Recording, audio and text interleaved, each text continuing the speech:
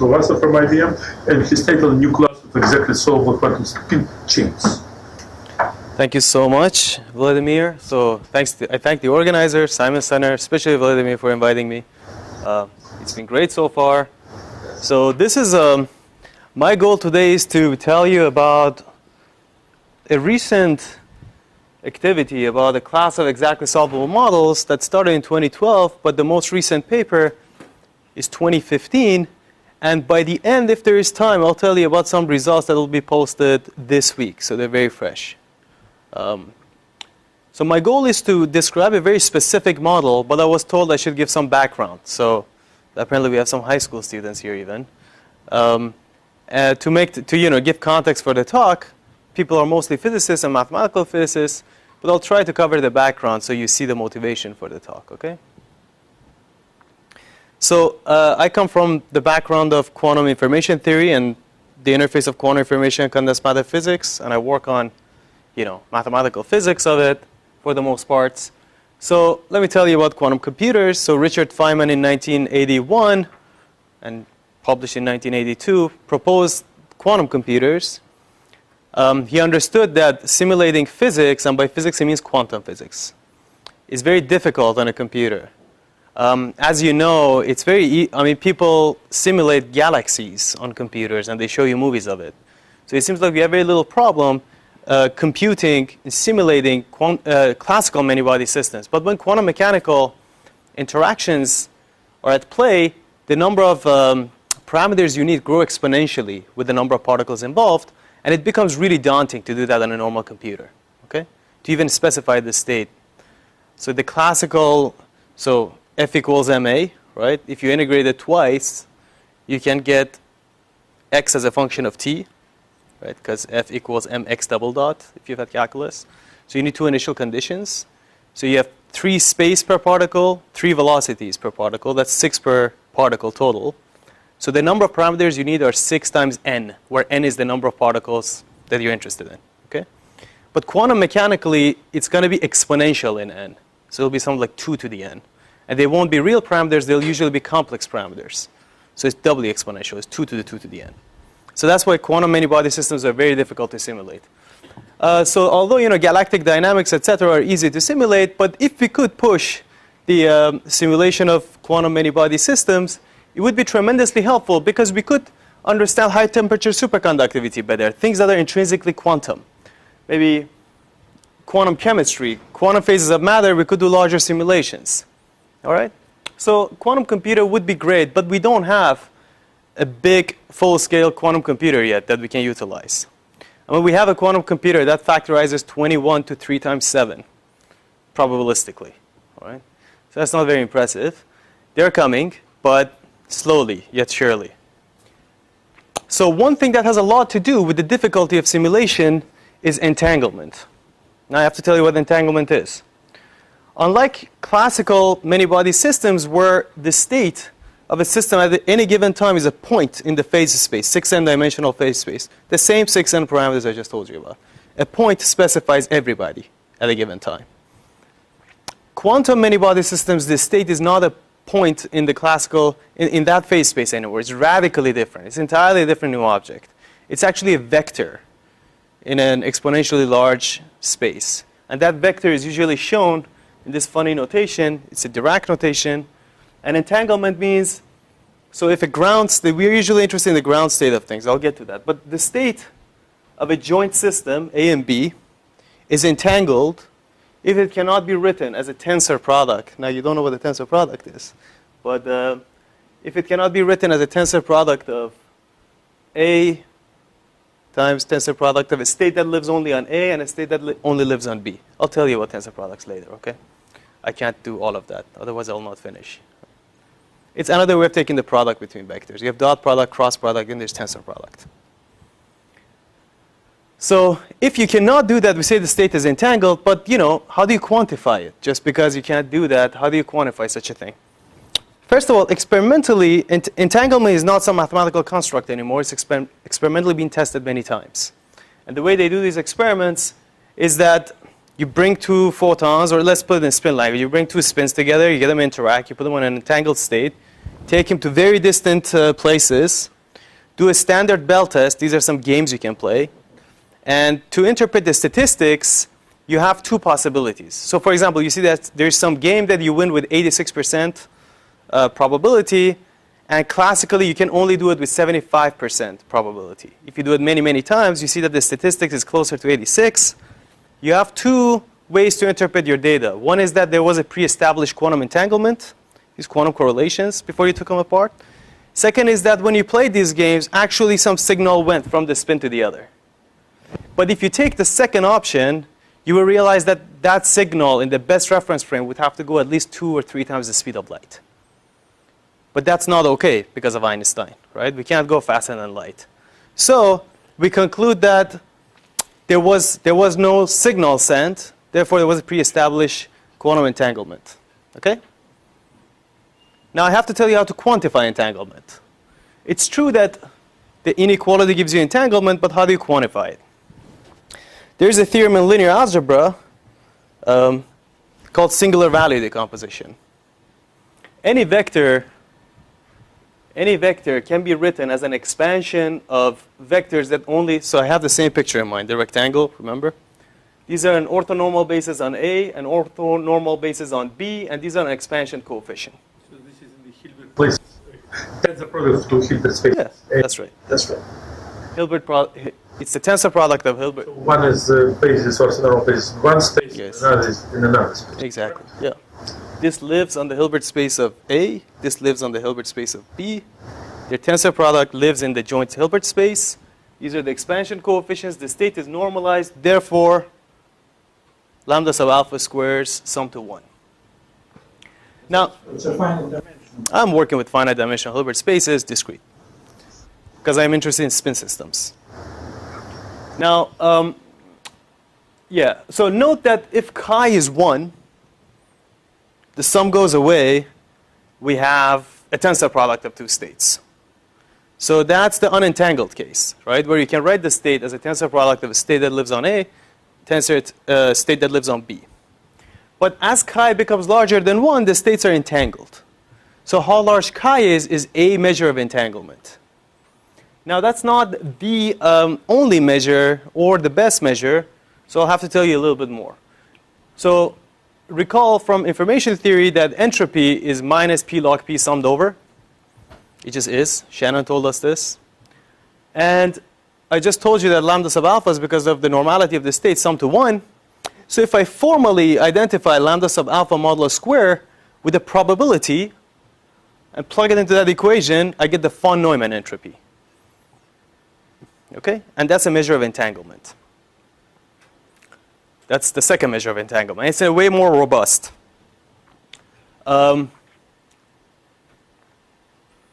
Yeah, so these are our two measures of entanglement. So maybe I say one more word in case you're confused about the word. So entanglement is supposed to be a quantum correlation between two systems. Whereas entropy is a measure of disorder, not order. It's a measure of lack of certainty, lack of information. So why is it that we call entanglement entropy a quantification of correlation between these two systems? So the real way to see it is that it's an indirect measure. Why? So initially you have a pure state. So you have one ground state. That's just my wallet. So its entropy is 0, a pure state. But if I chop it in half and throw a piece away, that's what it means to do a partial trace or do entanglement entropy of a subsystem. If I throw a piece of it away, I generate uncertainty. So there was full amount of information. The amount I ignore is the entanglement entropy. And that's an indirect way of saying how much quantum correlations there were before you partial traced. In classical case, it couldn't happen, right? In classical case, in classical case, if you've had any thermodynamics, you double the system size, you double the entropy. Entropy is an extensive quantity usually for most systems. So here, we go from 0 entropy to a lot of entropy when you chop it in half. So entanglement entropy, and thanks that you brought this up, entanglement entropy is a very different notion than thermal entropy. The only connection is p log p. Okay? So there's some mathematical structure they share in common, but it's a different measure, it's a different correlation. Well, the other one is not even correlation. This is a measure of correlations. Now, entropy, thermal entropy, as we all know, like I just said, is extensive. That means, you know, it grows with the volume. You double the volume, you double the entropy. So if I have a system whose linear size, and by linear size I mean, you know, in 2 dimensions it goes like L squared, 3 dimensions L cubed, 1 dimension L. If its linear size is L, and I look at the subsystem A in a bigger system, and I, you know, chop it out, like I said, the amount of entropy you would expect, the maximum possible, goes as L to the spatial dimension D. That's volume in higher dimensions, right? Volume in 1 dimension is a line, area, you know, normal volume in D equals 3. So that's maximum possible. And actually, if you grab a generic state, that means a random state. So with probability 1 states in the Hilbert space of a joint system, also obey a volume law. Okay? So generically, with probability 1 states obey a volume law. But we've learned a lot from physicists in recent years that that story is a little bit more interesting. So most interactions in quantum many-body systems are local. That means if I have a lattice of spins, nearest neighbor spins, for example, interact. Or maybe K spins interact effectively. They're near each other at the time. So locality of interaction is a huge constraint on the possible set of states you can have. Second, for macroscopic systems, we usually care about very low temperature physics. So we care a lot about the ground state energy and the ground state, which is just a vector, the eigenvector corresponding to this energy. So most systems find themselves in the ground state. So this second quantity that you care a lot about is the distance to the first excited state. So with some thermal agitation or some energy, you could make a transition from this macro state to an entirely different macro state, perhaps. And this gap is what quantifies how difficult it is to make that transition. So all finite systems have a finite dimensional Hamiltonian. Hamiltonian is just a matrix. Its eigenvalues are discrete. So they're all gapped. By gapped I mean this distance. And when we say something is gapped, it means that delta is a constant. Right? Well, for now, just constant. So the question now is, as you take n to infinity, what happens? When you take n to infinity, what used to be a discrete set will go to the operator limit, and it could very well be that this gap closes as n goes to infinity. So thermodynamically, these systems could actually make a transition easily from the ground state to the first excited state. But what are the states in your case? In terms of where does the operator have? Which one? H, J, J plus 1, for instance. Oh, so that's a spin chain? Okay, so we should say so. Well, I drew the diagram. So yeah, okay. So this is the algebraic way of writing this. So this is an example of, in one-dimensional nearest neighbor, this would be your interaction, and this would be your spin chain. So in each site you have like 2-dimensional, 3-dimensional Hilbert space, and then you make tensor product of all of them, you get a gigantic Hilbert space for spin chain that's, you know, usually like set. But each spin is one half, it's for 2-dimensional. So I'll tell you soon. I'm going to be focused on integer spins. In this case, it will move one, so 3-dimensional space. Well, 1, 2, 3, etc. 1, 2. So I'm just giving some background without telling you the model yet. Trying to cover the background before I tell you the actual model. But it will be that I'll work with spin chains and integer spins, nearest neighbor interaction, and a unique ground state. Okay? All right, so gaplessness is important for us, therefore. And also, interactions are supposed to be a function of distance, right? So if Vladimir is a planet, I'm a planet, and you're a planet, if our distances are the same, the force should be the same. It shouldn't matter where you are versus where he is, right? So translational invariance for a clean ordered system is also a requirement. There is yet another quantity which is not a requirement, but I want to introduce it. Is not a requirement, but I want to introduce it. Is frustration freeness. So if the lowest eigenvalue is 0 within a constant, all right? If I subtract the lowest energy and I get 0 on H, that's the 0 eigenvalue of H, if that state, which is the ground state, also minimizes every one of the local terms, we say the system is frustration free. This is like the quantum mechanical analog of non-frustrated systems in classical systems, right? Like the global ground state could be like this, And locally it's like this, so it's frustration free. But if you put this in a triangular lattice, one spin will be frustrated. Because if the anti-aligns with this, it aligns with this and vice versa. You get an energy penalty. Your local term is positive, non-negative operator. Sure? Yeah. Yeah. Like I can see, the sum of projectors. So yeah, you can actually, if you're interested in ground state properties with no loss of generality, suppose they're projectors and eigenvalues are therefore 0, 1. Yeah. So frustration freeness, if you subtract the ground state energy, then they all become positive. Energy is relative, so you can do that. Then you can penalize all the excited states with 1 instead of just whatever the first excited state was, in which case they become sums of projectors. But in general, you could have frustration freeness without sums of projectors. Yeah. And E0, it's a vector in what space? In the tensor product of all everything. Not two. No. So anyway, the whole lattice, I mean, C3 3-dimensional raised in the tensor power of the total number of lattice sets. Okay, so Like gigantic. But then if H0 is on everything, then in what sense it's a given locality? okay, I'm going to go to the board. All right. All right, so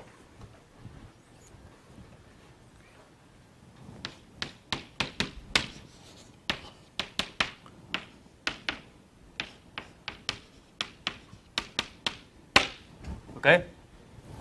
Now this means, what it really means is that I have an I. Yes. So suppose every one of the spins has d states, which is 2s plus 1. Okay. So I have d to the power of k minus 1, d to the power of n minus k minus 1. These are the size of these identity matrices.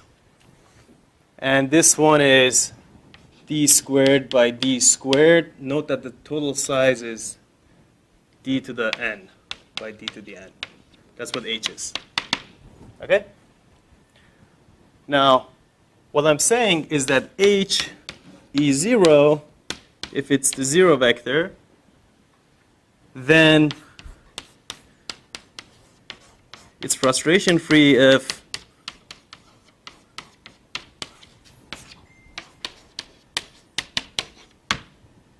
for all k. Okay? So it's local, but the summons, each one of them is d to the n by d to the n. Does that answer? Oh, okay, so what is your question? Heisenberg spin chain does not satisfy this. This is very restricted. And the ferromagnetic Heisenberg spin chain does Yeah. not satisfy. Right. Everything, all the spin chains which come from quantum information, they're frustration. Oh, yeah. Okay, so there's a good connection between frustration free. So why do we care a lot? So I don't want to make a big jazz of frustration freeness. It's just one of the features of the model. Now, why do we care about frustration freeness in the quantum information theory world? One is that once you have that condition, that gives you a lot of mathematical structure, right? I can locally do things, one. Second is that these projectors that we discussed are the analogs of the satisfiability problem in computer science. So satisfiability problem in computer science says, suppose you have some Boolean variables, x1, x2 to xn. For example, the tree sat, which is like the backbone of complexity theory, gives you a set of equations, for example, x1 or x5 and x118, and this set of such equations. Now, if you find a set of x's that satisfy all these equations, that's a satisfying assignment, okay? And that question is actually NP-complete in general. Now, the quantum analog of that is that you have a set of spins and projectors between them. The question is, can you find one state that's the zero eigenvalue of all of them? All right. So frustration freeness from a quantum complexity perspective is the analog of, satisfiability problem in classical complexity theory. Freeness. Freeness, there's no such word in vocabulary. Freedom. Frustration, freedom. Okay.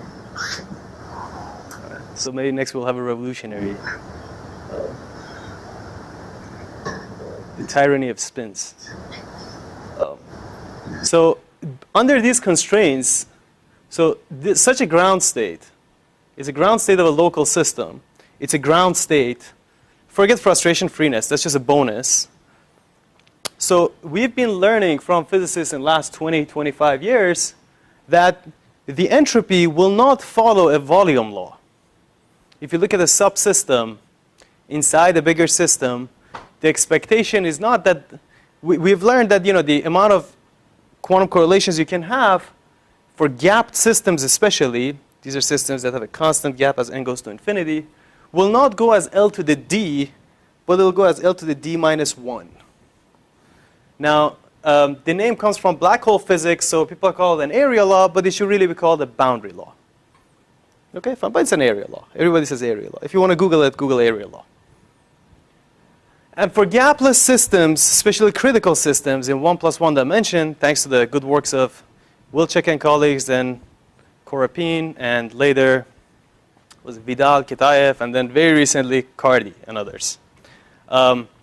We know that for critical systems, there are very robust theoretical arguments for 1 + 1 dimensional systems that you still have an area law, but you need a correction of log L.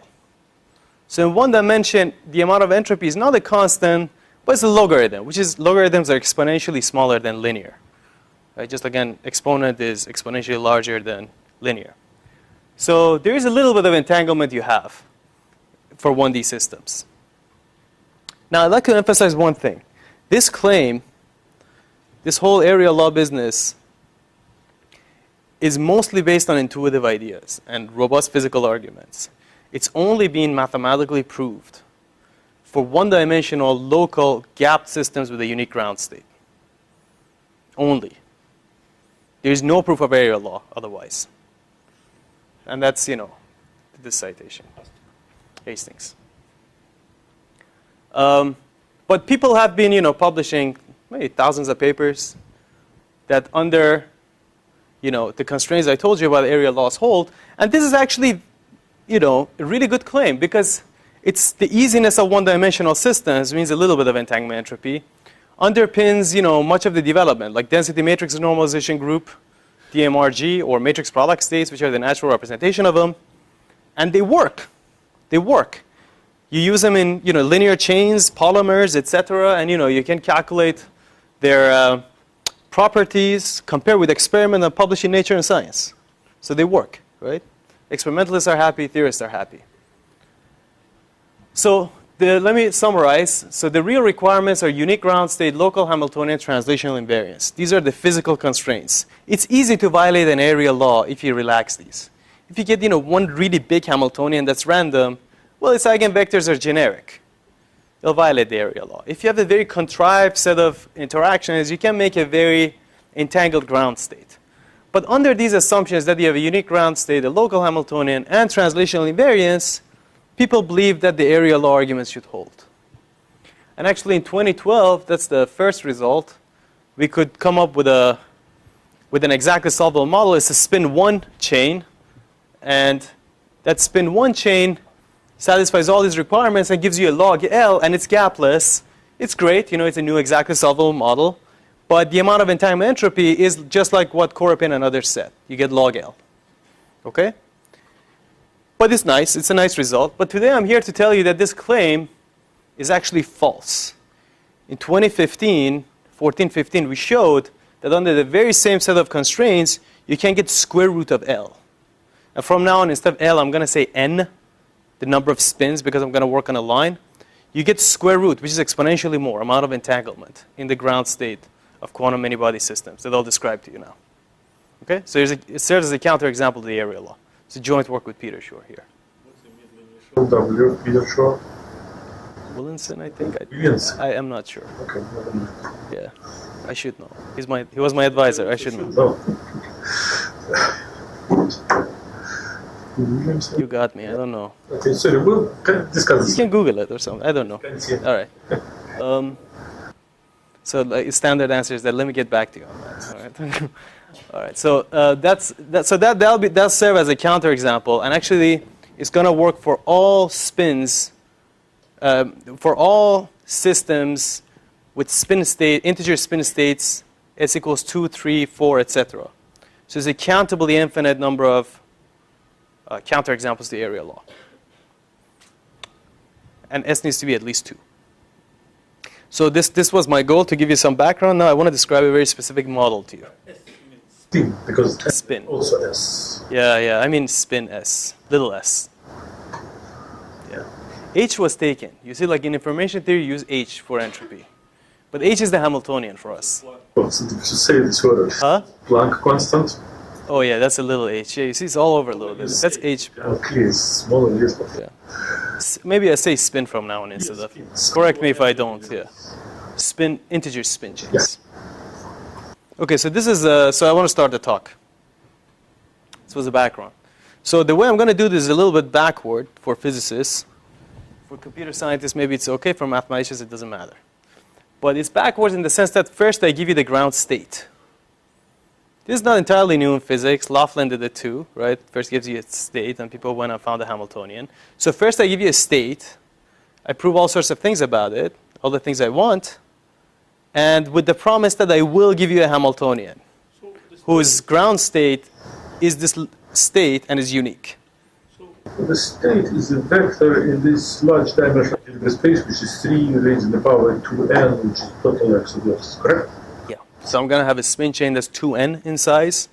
Even, I mean, it doesn't matter. If you make it odd, it doesn't change things. But I just want to have a well-defined notion of a half. 2n spins. Each Hilbert space is 3-dimensional. The total Hilbert space is 3 to the d-dimensional over the complex field. Okay? So it's a spin chain. And the state, the ground state, lives in this gigantic space. And it's going to be a local Hamiltonian, etc. But first I'm going to tell you the state. Okay? Any questions? And then, I give you the Hamiltonian, then I'll prove to you the gap. There's quite a bit of very, in my opinion, beautiful mathematics in here. Gap, right, in the system.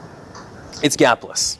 Well, if we let it get TCP, fine, it's good. That's a good point. So let's go. And so 2n is the length. It's the length of the chain. But I think this. What S? Subscript S. Oh, I haven't defined it yet. Oh, wait, this is the outline. Spin, it would be spin. Spin, yes, spin S. The statement, Yes, please. the physical statement in Yes. material law was for gap system. For gap systems, we believe L to, so let's talk one-dimensional. Right. L to the d minus 1 is L to the 0, so we believe a constant amount. Right. If the system is gapless and satisfies those requirements, but is gapless, we believe there will be a log L correction, like from critical systems. Something. I didn't see this statement. I saw the statement. Oh, yeah. It wasn't for gaps, Maybe I go back. but for gapless, it's That's usually fine. log for conformal points, but Exactly. For 1 plus 1 dimensional critical systems described by conformal field theory, conformal field theory. So if Precisely. it's entropic, it doesn't. So it's not exactly. Exactly. It's not confirmed. So no, that's a good point. I slept my tongue to say it, but it's 1 plus 1 dimensional critical systems described by conformal field theory. They have log L. You're absolutely right. And this is the slide, so this is where I said it. Now, the system I have is not going to be gapped because I'm going to have a lot of entanglement entropy. If it were gapped, it wouldn't have so much entropy. But also, I'll prove that it's not conformal. I'll prove. So I should see 3. Where's 1? This is an upper bound, Okay. right? So it's what you can prove versus what it actually is. Okay. So first, let me tell you the ground state. Okay, any other questions is great. So they told me I have only 3 hours to talk. So no, I'm going to try to end in an hour. But any questions about the background so far?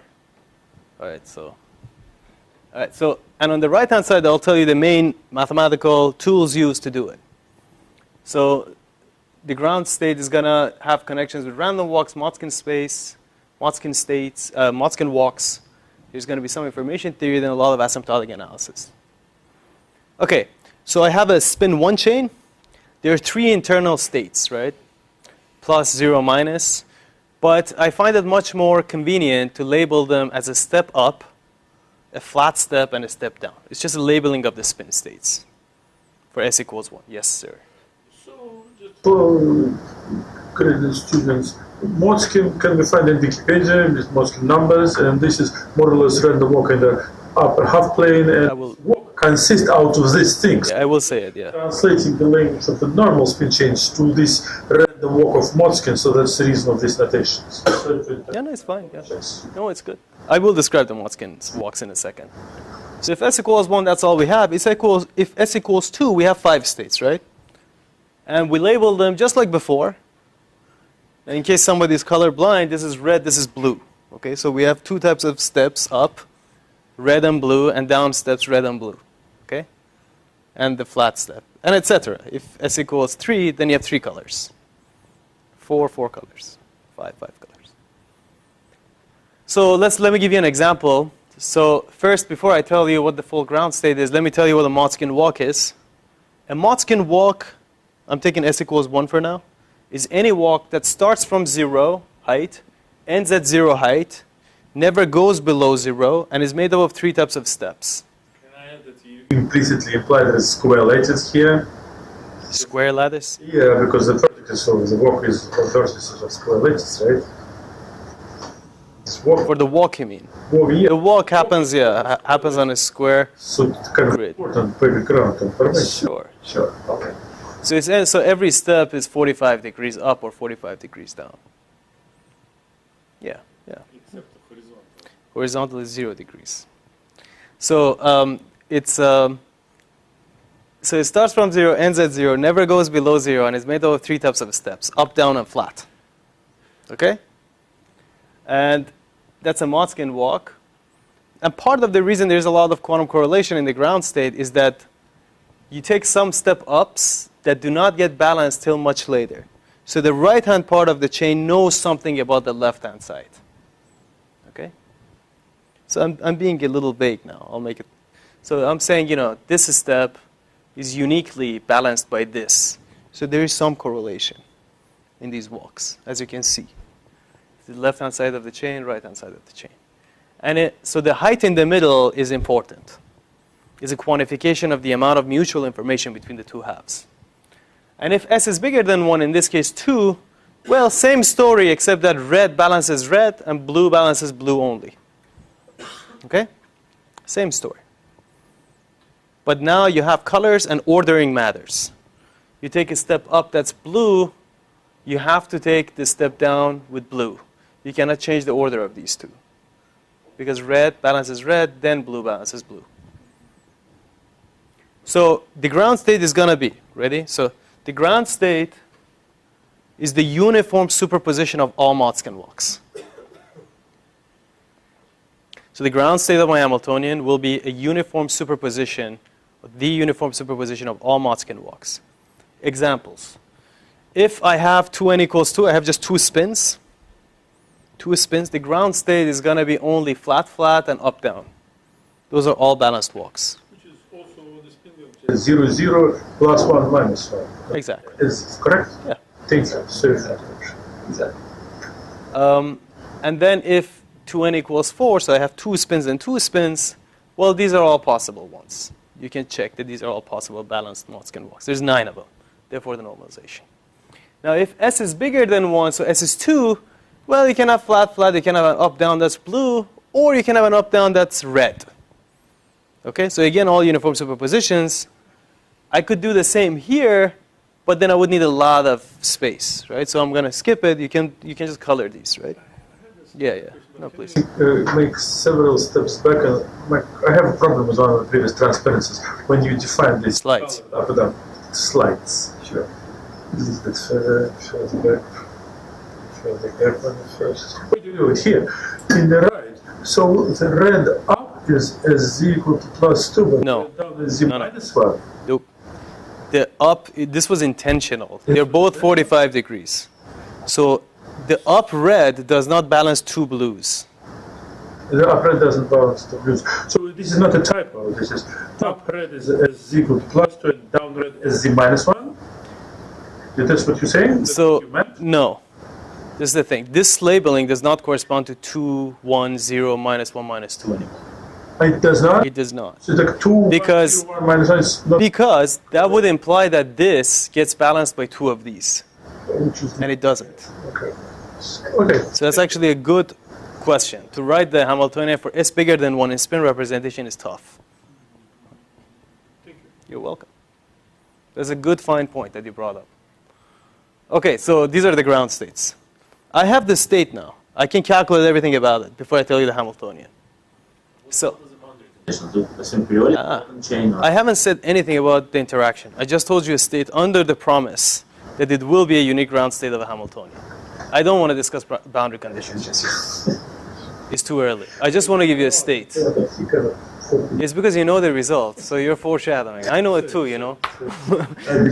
So I will tell you, Sasha, about the Hamiltonian as well as the boundary conditions. But now I just want to focus on the state. Okay? There will be boundary conditions. For wave function, you always start at the ground, 0. Yep. And you go up. Yep. That's the boundary. Oh, in that sense, yeah. In this sense, it starts from 0. Yeah, he knows that. So it's a uniform superposition of all Motzkin. But it's not translational invariant. If I put it in a ring, then it's not translational invariant construction. That's why I'm asking. Yeah, that's right. That's right. There's a way to make it, though. I'll talk about it. But yeah, for now, it's an open chain. It's going to have boundary conditions which enforce exactly that. You start from 0 and end at 0. And if you put it on a ring, things will be different. Good. Okay, good. So I want to calculate the entanglement entropy of this state. So, so let me just say one thing. Remember, this is a combinatorial object. This is the total number of walks that start at 0, end at height m on n steps, because there's 2n of them total, and they're S colorings. Okay? So this is like famous results of Motzkin himself, and this is a Wikipedia. This is No, Motzkin is the total number of these walks. This is starting from 0, end in the middle. This is connected to another famous combinatorial problem called the ballot problem. Ballot problem. So in 1887, there was elections in France, and then there was the following question: how can two candidates run for presidency, and candidate A gets a vote, B gets a vote, so it's plus and minus. Then the question is, in how many ways candidate A can win over B and lead B every day of the election? That's not going negative. And this was solved by Andrea. All right, so this is the ballot problem. the last name is Andrea. Yeah, Andrea, yeah. And there's in terms of a summation. Okay. You get the answer. Are you going to write the formulas for the number of the Motzkin for these m's in terms of Yeah. So there are capital M ways of going to the middle, right? And for every one of those, there are capital M ways of going down. So the probabilities are m squared over normalization n. And the normalization n is that m squared, but there are m, remember little m is the height in the middle? There are m step ups that you take that only get balanced on the right-hand side. So the imbalances can be colored s to the m ways. And every given coloring on the left fully specifies the coloring on the right. So these are my probabilities. And my entropy is minus p log p, and s to the m is the degeneracies, the number of such eigenvalues in the density matrix. Okay, so now I want to give you a closed form expression for this. Just to show you that the problem is not so easy, m alone, you see this m that comes in here? M alone, without squaring anything, is written in terms of a trinomial. These are, like binomial coefficients, trinomial coefficients, s to the I, and it's in terms of a sum over I. This is a nasty object. And the summand is a function of m and I. And the upper limit of I go from 0 to what? To n minus m. Well, yeah, this is not a slide to follow. It's just to know that it's scary, and it's like a big, equation. Asymptotics are non-trivial. It's not like I haven't told you, I is related to a number of flat steps, for example. Not square root of -1. No. Yes, you should know. So this summand looks like a surface. So in the IM plane, it's a surface. So you want to do a two-dimensional saddle point approximation. So you have the stationary point is when, m of I plus 1 over I is 1, as well as m plus 1 over m is 1 simultaneously. That would be this point. You find that saddle point, you scale by the variance of the multinomials, which is square root of n, to get better estimates. And you shove it through, and hopefully you do things right, and you get the following expression for m. And alpha is the scaling of, so m is, because of Brownian motion, is supposed to be like root n, and alpha is that constant. Right, so this is it. But that's not enough. I have to now square it, put it in here, calculate n, again, calculate things to asymptotics. Alpha is here. This is the scaling of, is the definition. So now I have to put it in here, and again, like this is another thing I got to push through. So you put it in, you turn the crank, and you do it well, and you get the following expression. So I get the half-chain entanglement entropy being 2 log of s times this sigma is a constant defined here, square root of s over, and s is the spin. Square root of n is not at the log. There's no log of s. Is here. Okay. Right? It's log of s. There's a root n to the leading order. There's half log n plus constant. Gamma is the Euler's constant. Is Euler's constant. And sigma is just some constant, right? Depending on s. So note that if s, the spin is 1, this term goes away, right? Log of 1 is 0. So to the leading order, we have log n, which is like the 2012 result I told you about. But here, as soon as s is 2 or more, you have, you violate the area law not by just a logarithm that you expect from conformal field theories, but by square root of n, which is huge, right? N is the maximum we can have. But root n is still huge. So that's the entanglement entropy. Okay? Over half of the chain. Half-chain entanglement entropy, bipartite. Now, you might ask, well, right, we trusted that you did the asymptotics well.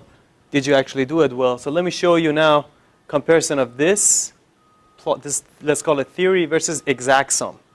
So this you can do exactly for moderate sizes on a computer. Actually do the sum. So I'm going to do these in red dots, and this is going to be a black curve to compare. All right, for s equals 1 is a logarithm, and it nails it. S2, 3, 4. Okay? And this is already n equals 100. It's really not the infinite limit. It's supposed to be asymptotically true, but it works really well even for small cases. So those red dots are numerical exact sums, right? Exact sum of Somehow you overshoot, right? this guy. Yeah, yes, it is somehow regulated above the actual value, right? The asymptotes, yeah, reach it from above. Okay. But Thank you. but you can show actually the ratio goes to 1. But essentially here is like slightly from below or whatever. Okay, so large violation of area law. By the way, Schmidt rank here is linear, here is exponential. Linear in the size of the lattice. Yeah, in n, here is exponential in the size of the lattice. Okay, now I have to tell you the Hamiltonian boundary conditions, like Sasha was asking.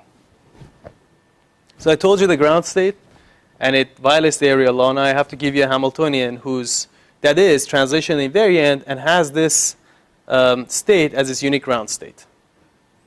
Okay? And it'll be frustration free, so there's going to be projectors and etc. Okay, so it's a spin chain with nearest neighbor interactions, like you see here. Okay? And okay, so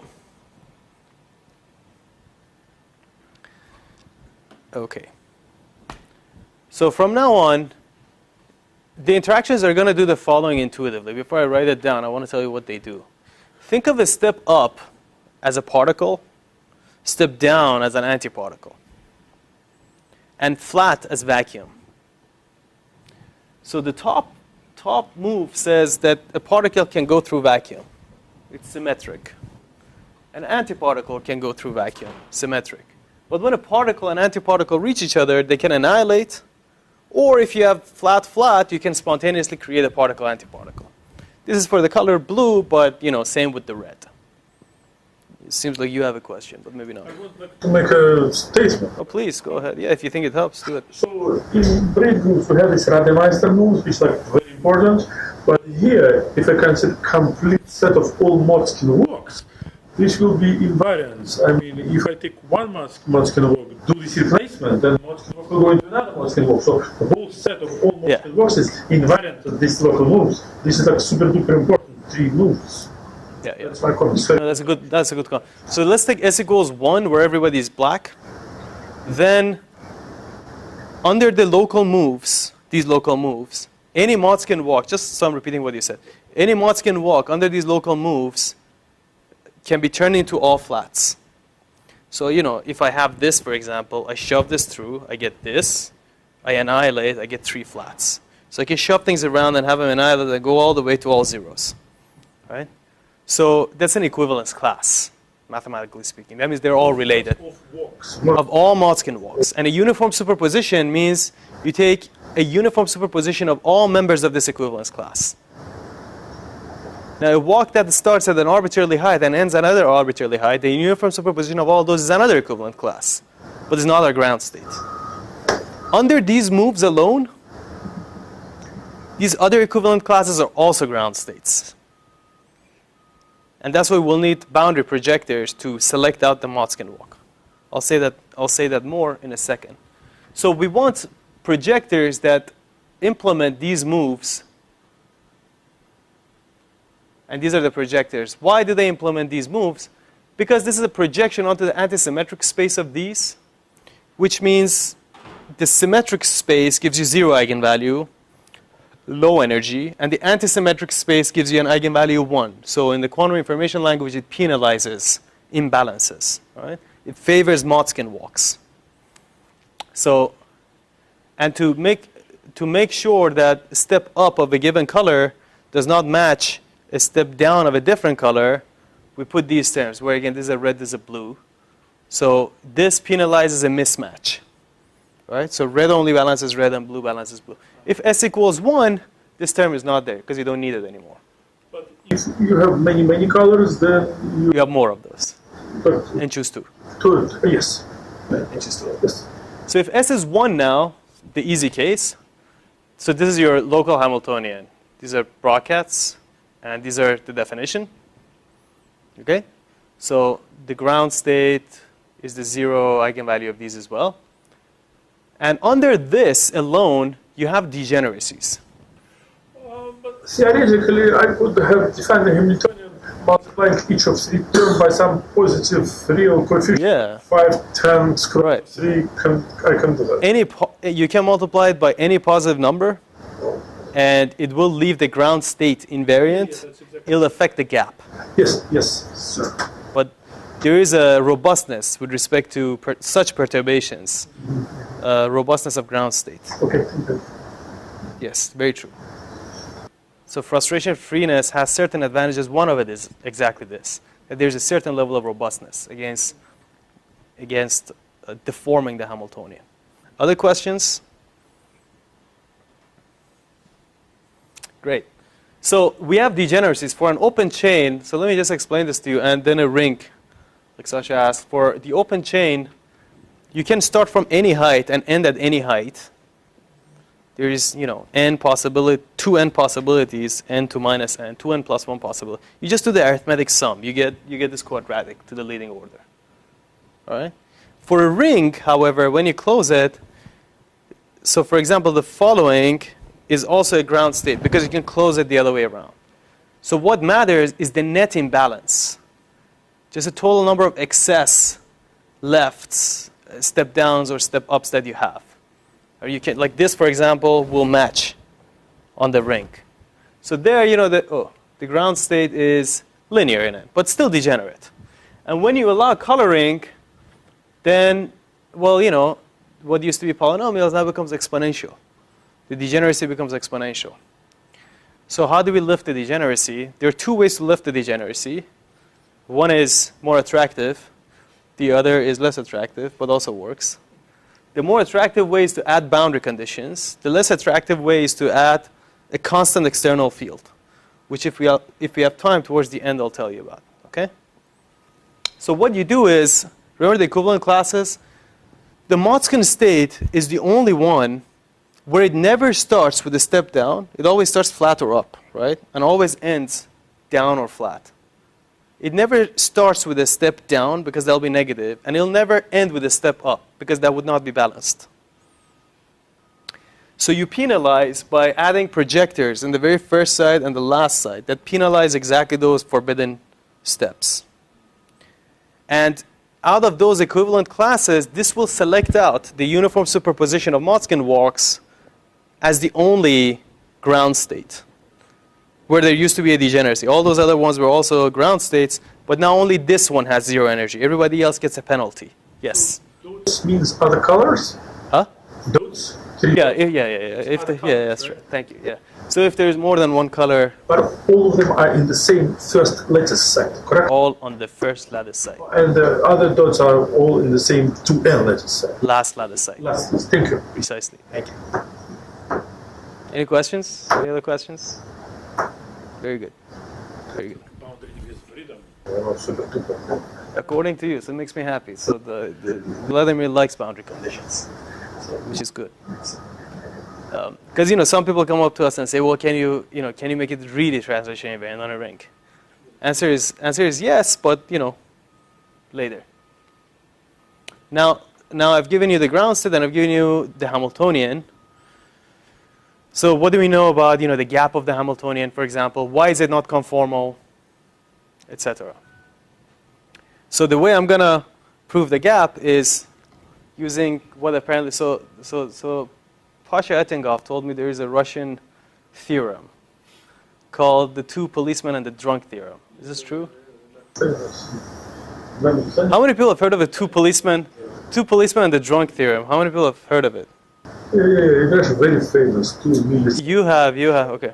So the idea is the following. Suppose a drunk gets arrested by two policemen.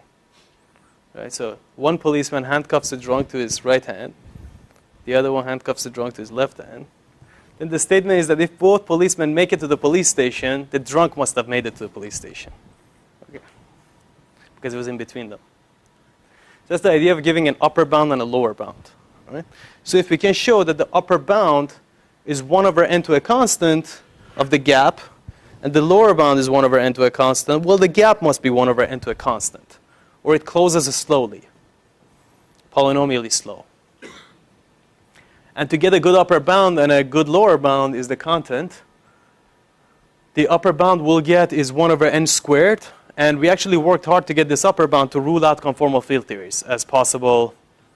Because, after the S equals 1 model where we got log, some people came up to us and said, well, you guys, if you know enough physics, you would know that this is really conformal.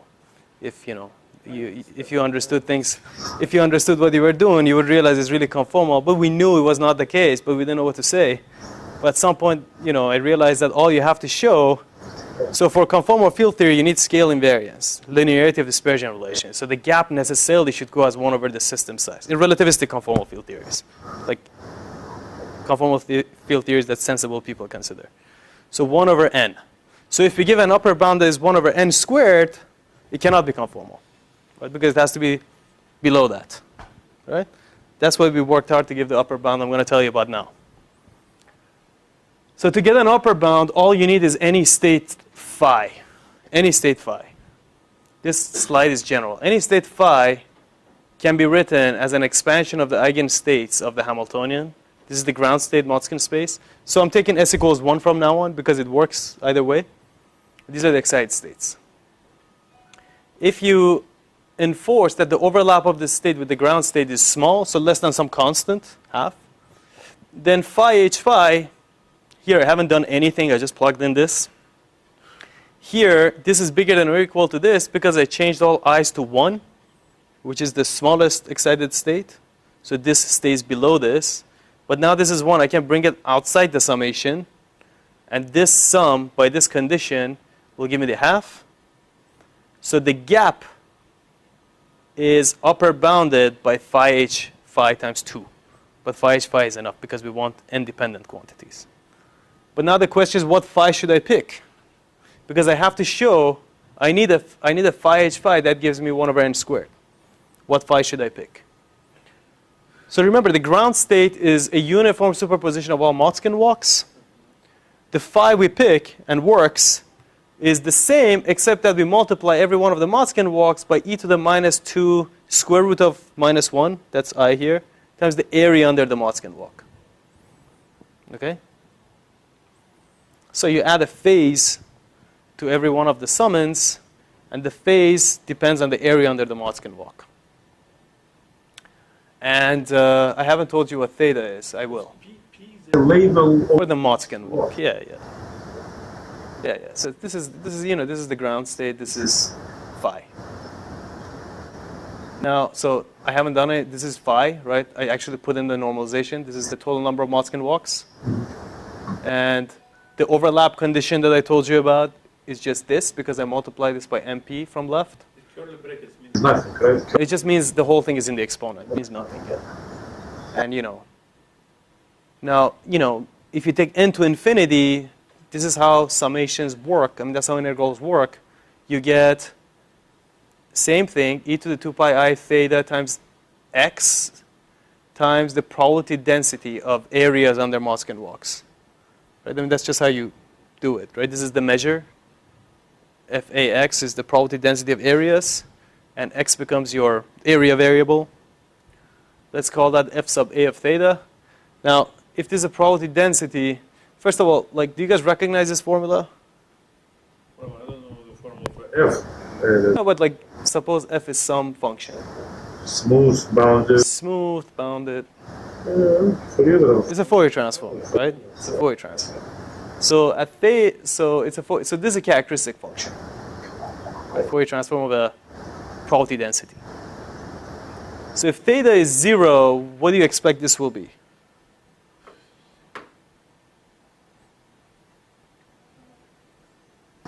You know?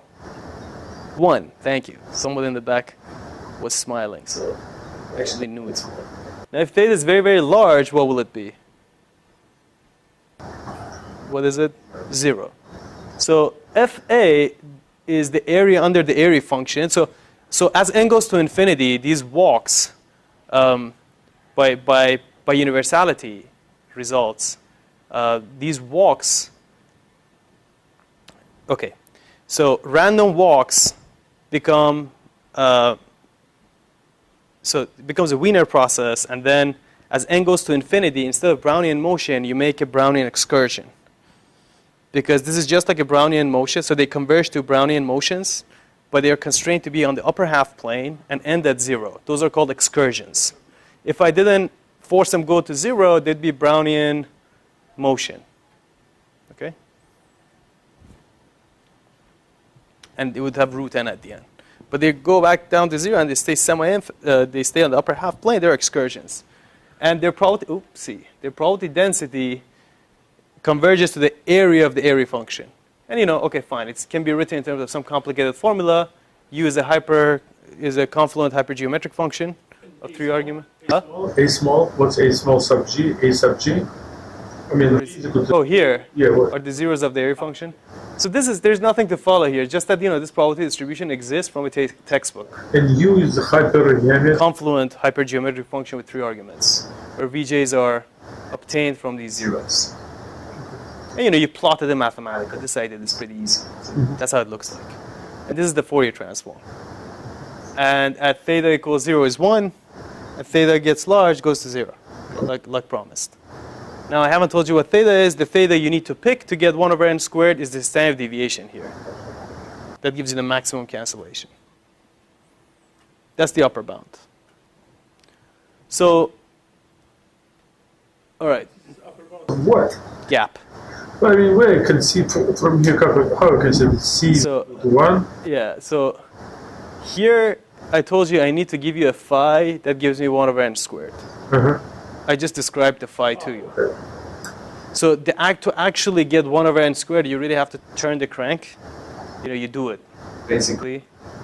You shove it through with this, and you calculate that phi h phi, and you get 1 over n squared.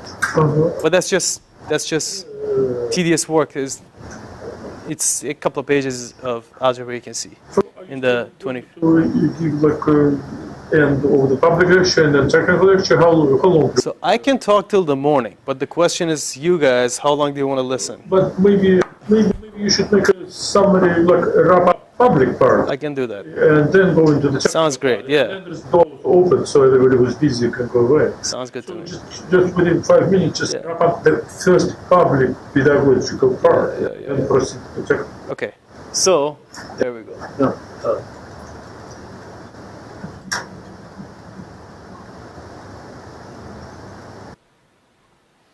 That's a good idea.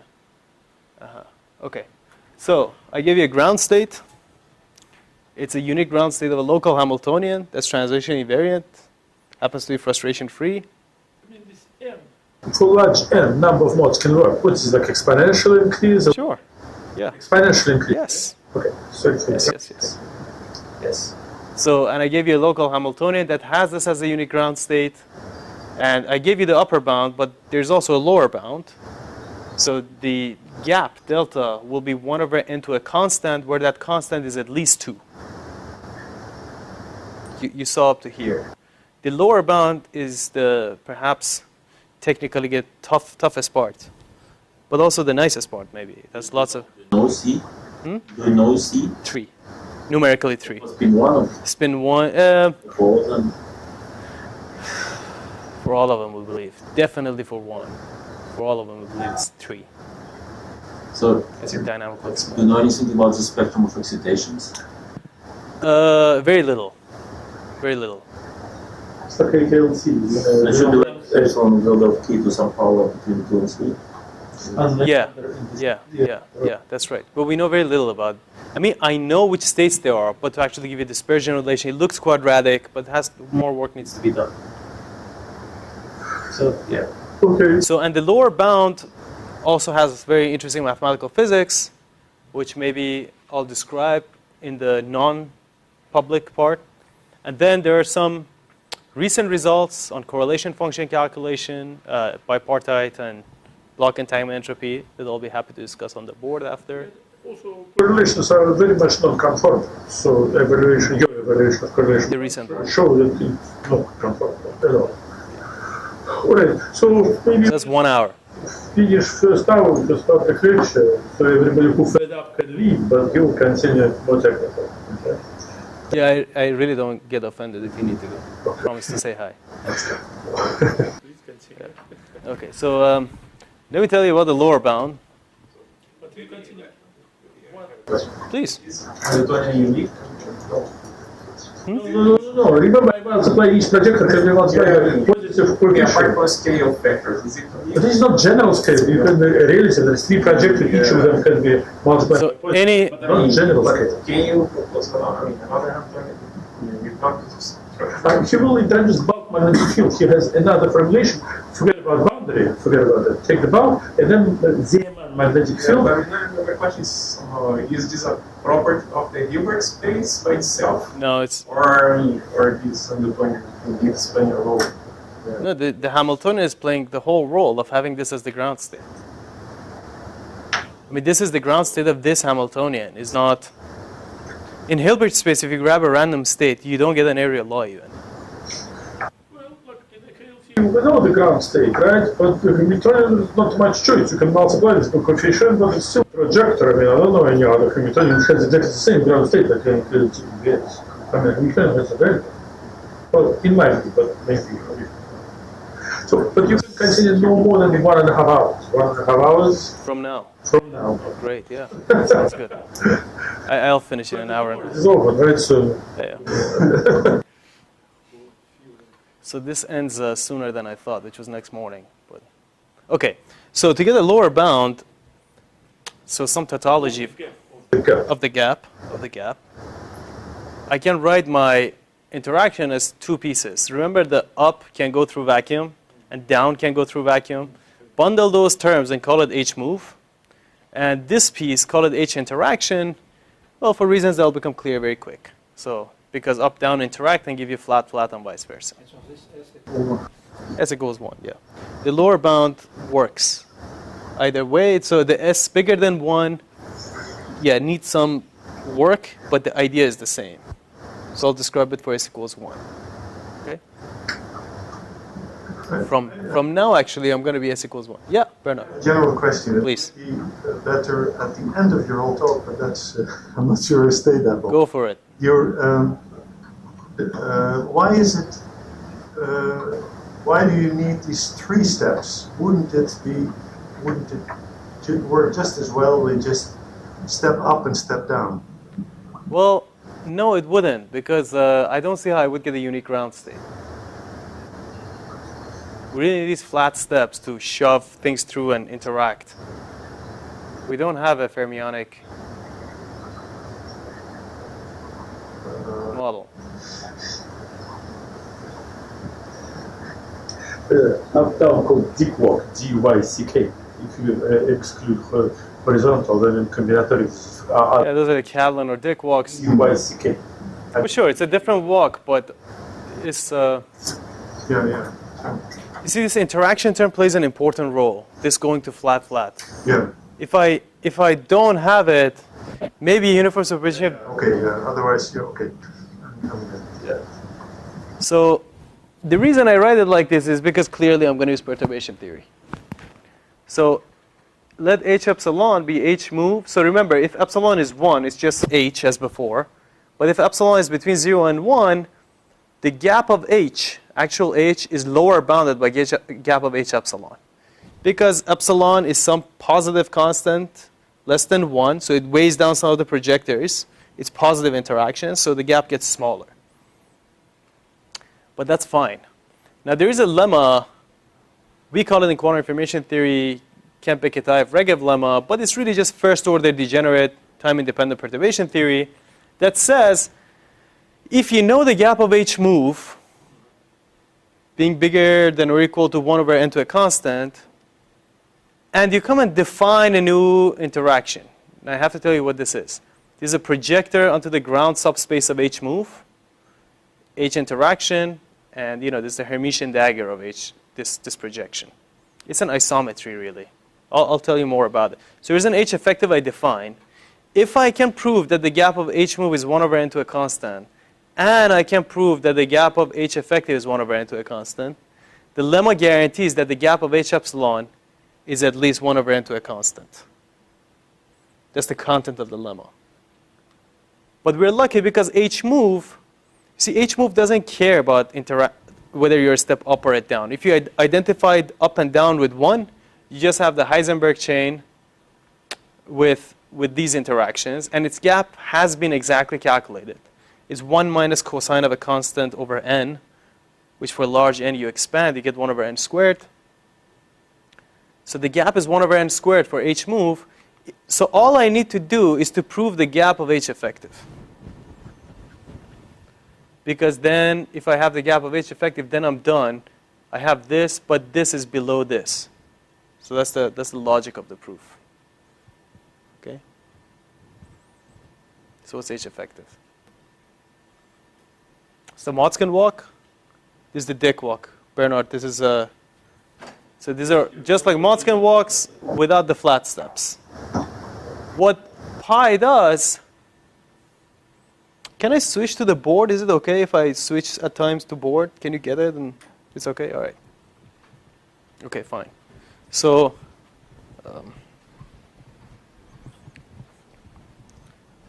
what do I have? So I have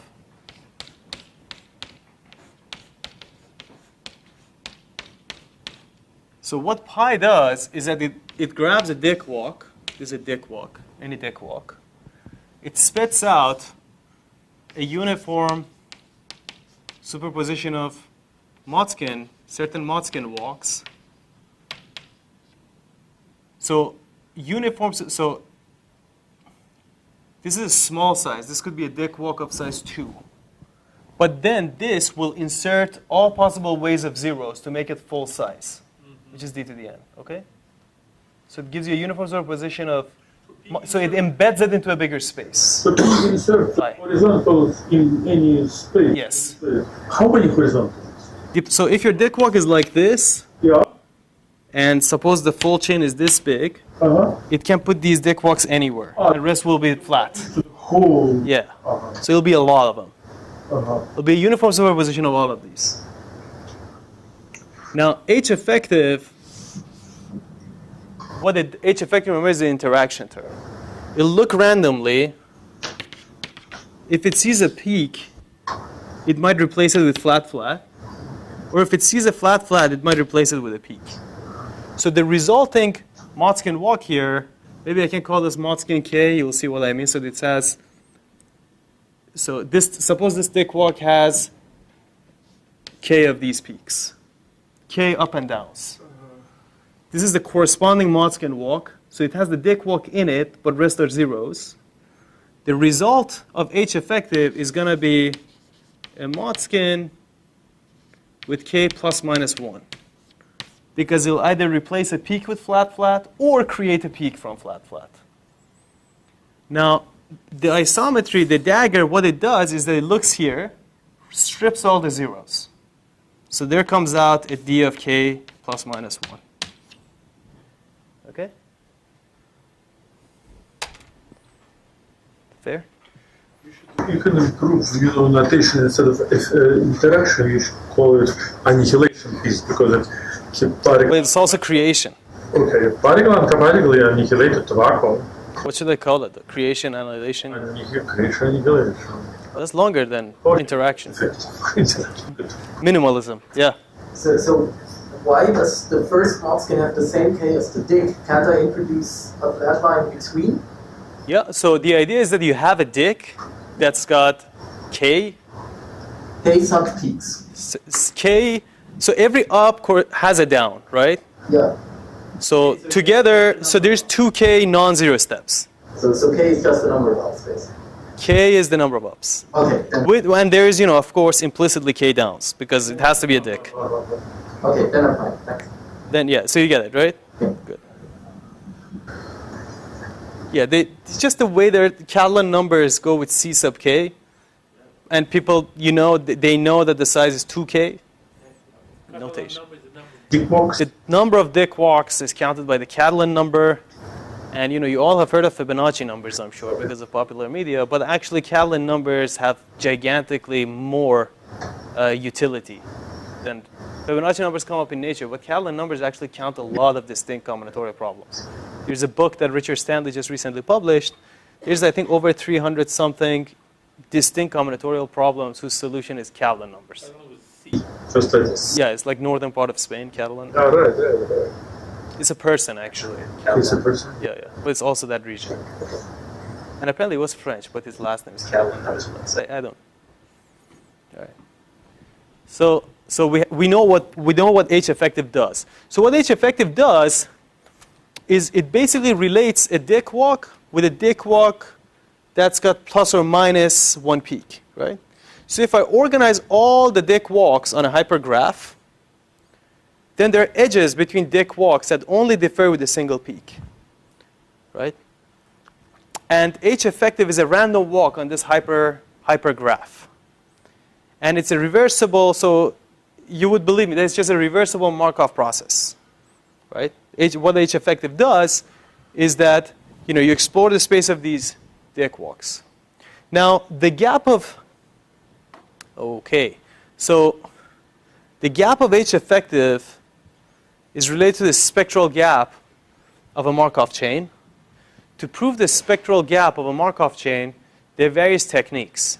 If the Formal definition of the Markov process. Maybe, yeah, okay. Maybe I should. Yeah, so fine.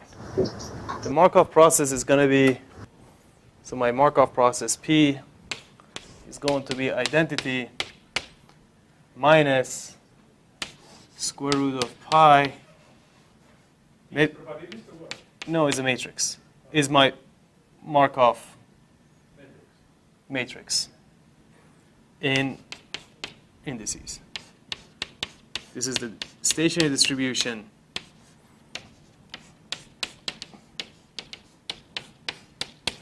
Okay? Is the stationary distribution, unique stationary distribution. So you see that the gap of this becomes the largest gap of this. That's why the spectral gap of the Markov chain is related to the Hamiltonian gap, or the H effective gap, because of this minus sign. All right? So there's actually a correspondence between these quantum problems and classical random processes, like ASEP, asymptotic exclusion principle. So this is known in other communities that you can relate the two. And this is how we related them. So the problem becomes a formal probability problem where, we need now the gap of this guy, P. Now there are various ways of proving a gap of a Markov process. You have to prove that the Markov process is rapidly mixing, for example, where the gap is polynomially large, has high conductivity, whatever. So one way to prove it, which we found that did the job for us, is that we proved it using canonical path technique, which I'll describe to you. But you had another question before that? No. Okay. So what is canonical path technique? Okay, so I want to prove that the Markov chain is rapidly mixing. Rapidly mixing means just like having high conductivity, which means like if you start from any vertex, you can get to any other vertex relatively fast. That's not square lattice, the hypergraph of all possible states. You can go from any state, any Motzkin walk, say, to any other Motzkin walk relatively fast. Using the moves. Those edges. Local moves. Yeah, local moves. So remember the edges of these H effective I told you about relating dick walks? So those are the edges you can transverse. And then, the claim is that I'm going to prove that you can go from any dick to any other dick fast. Okay? Now, what does rapidly mixing mean? Canonical path technique mean? So I want to prove that some hypergraph is rapidly mixing. So maybe I give an analogy. The one I like is traffic. Suppose we live in Manhattan, right? There are various houses or buildings. To prove that Manhattan has high conductivity means it has low traffic. You can go from any house to any other house fast, which may not be the case actually. But and the way you can prove it is, suppose you grab two arbitrary houses. If you can prove that there exists a set of paths, at least one, where no street, no street, alley, or highway is congested with traffic, then you can flow through relatively easily. But if you get stuck, if you cannot find a path, or every path has at least one edge that's exponentially congested, so you spend exponential time in it, then you cannot get from here to here fast. So if I can prove that between any two vertices or any two houses, there exists a set of canonical paths where no intermediate edge is overly loaded, then I'm good.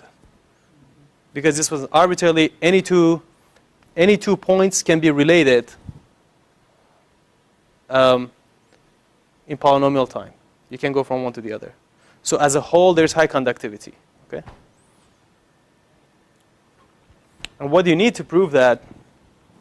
This is just a mathematical definition of it. This is the pi I wrote on the board. These are the stationary distributions. This says the maximum edge load. Rho is the maximum edge load of a given edge on a given canonical path. This should be small, but not too small, not too large, right? This should be like polynomially small. This is a canonical path. So these are a set of edges. A, B are two vertices. Between them, there's an edge. So I wrote S and T on board. Sorry. So this is a canonical path. Between A and so X and Y are the two houses. Rho is the maximum edge load, alleys, highways, etc. A and B are any two intermediate nearest neighbor indices. So like 5th Avenue, 6th Avenue. Okay, pi of X is the unique stationary distribution of the Markov chain. Okay? So you maximize over this, and you show that, your edge load is not too big. To prove this, we had to prove a new result in combinatorial statistics of dick walks. So this is actually a contribution to math 2. And what it proves is the following. Suppose this is one of the houses. This is a dick walk of length, say, k. This is another of length k or whatever, say k. I want to go from here to here fast. So to ensure that no intermediate edge is overly loaded, the canonical path, one way to see it is that I can start, so if I want to go from here to here, I can start from here and the empty string, shrink this by a peak, so chop off one peak, and grow this. And keep doing this till I'm here with empty string. Does that make sense? It's a concatenation of this and the empty string. Now, to make sure that none of the intermediate paths is congested, we prove that you can organize dick walks of a given length. So this is dick walks of length 4, right? In such a way that you can, and this is length 6. You can prove that you can go from all such dick walks to all dick walks at the next level by inserting a single peak. So for example, here I inserted a peak right in the middle here and got this. And what else did I do? Then I inserted a peak right in here and got this. Or maybe I inserted here and got this. Okay? Same here. So you can organize dick walks in such a way that every parent is related to children of one size bigger.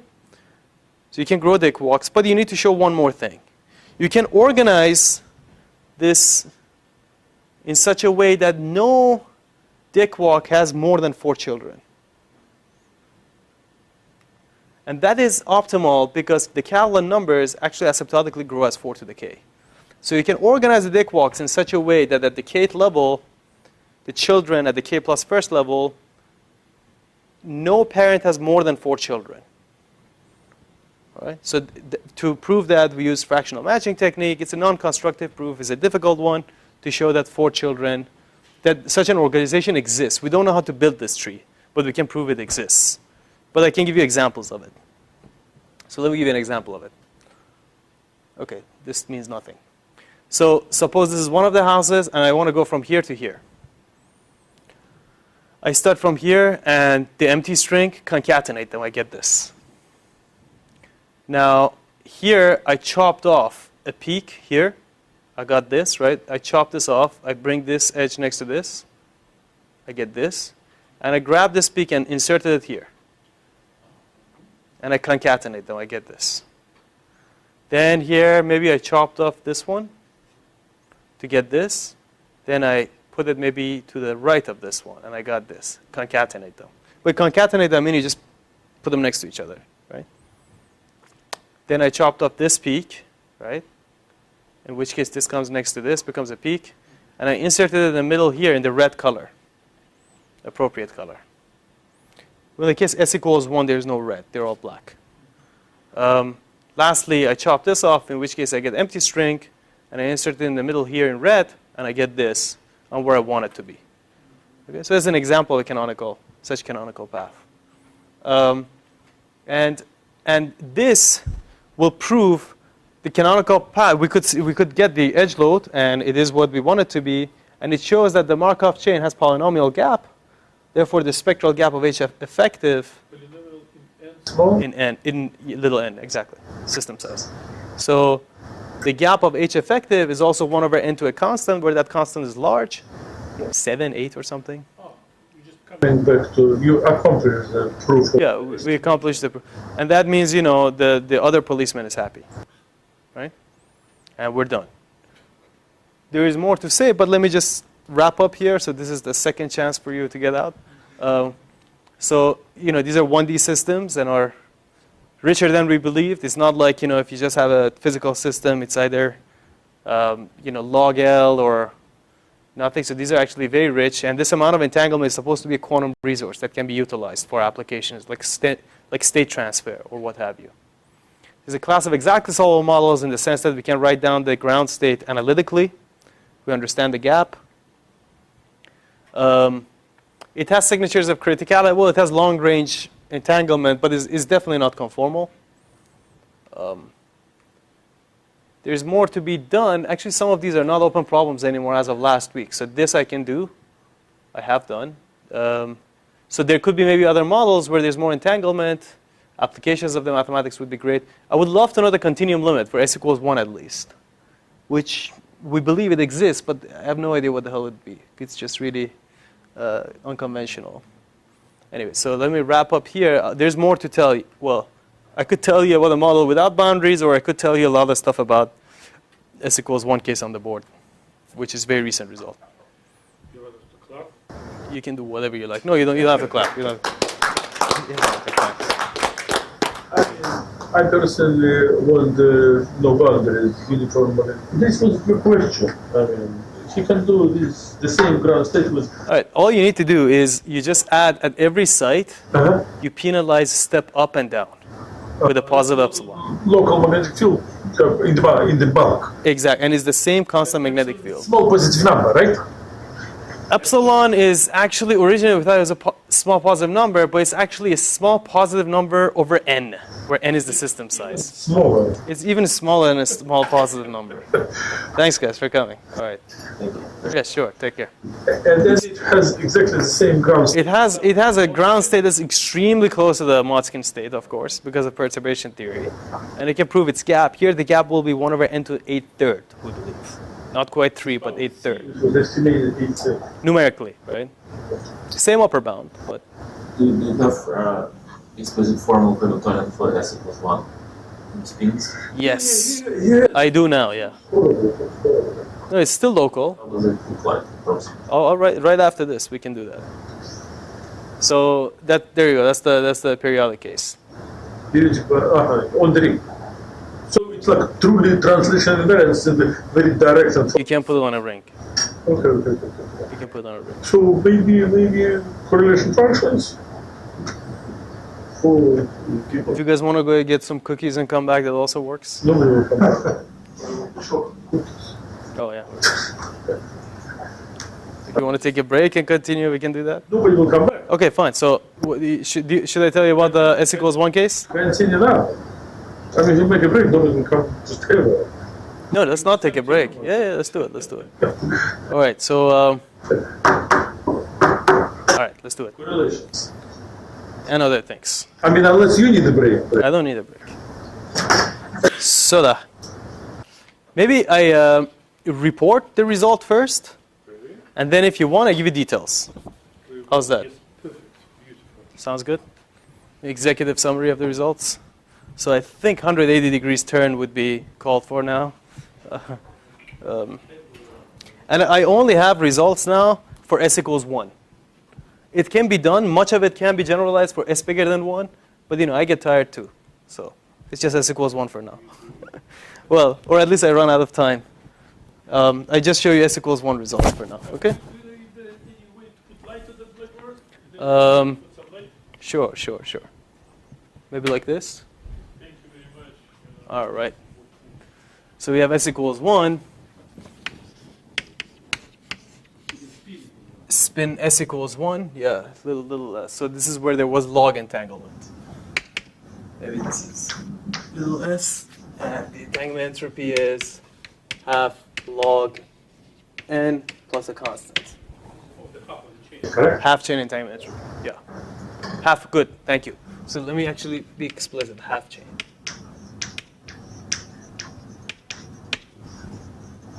Okay, good.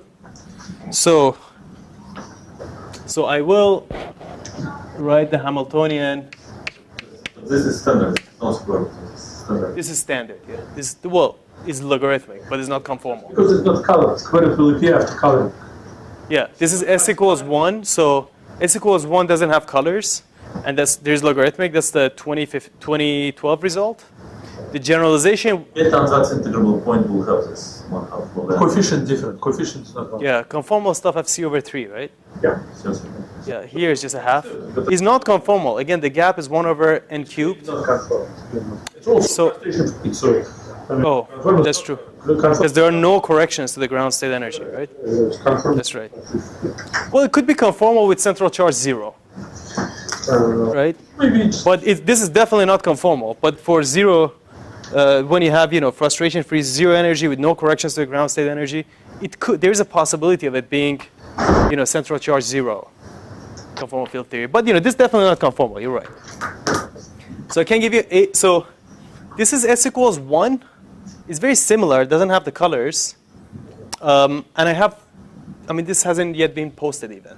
So these are results for this, but some of it can be done in. I told you to post on the weekend, so you could stop, right? No, well, But there's no spectrum for this one. What's the dispersion? What's the excitation? looks quadratic. We don't know it very well. We know the gap pretty well. Energy. But like in XLT, there's no good information about, Rigorously, we just know that the gap is There's gaps there. there. Yeah, there is much easier. Because, XLT, no problem. There is a gap. So it's Precisely. gap and quadratic around. Here it's gapless. We know how the gap closes. So we know that the excited states have energy 1 over n cubed. But we know which ones are the excited states. But the actual dispersion relation looks quadratic. There's work to be done. I don't have analytical results on the excited states, except from what the gap is. Okay?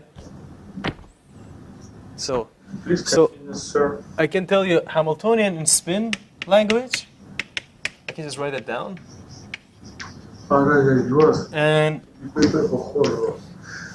so suppose now N1 is any site between the last site and the first site. I can tell you the entanglement entropy about any arbitrarily cut. So not in the middle, but any arbitrarily cut. I can tell you SZ, the expected SZ. I can tell you SZ of n minus L over 2, SZ of n plus L over 2, where we take n to infinity first, keeping L constant. So L is a block of spins in the middle.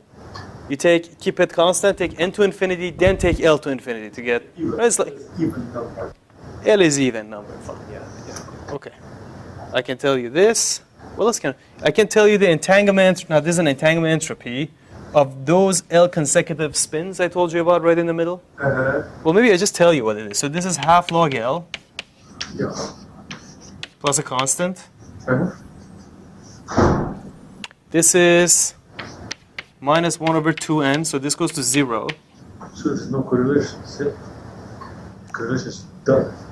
This is half log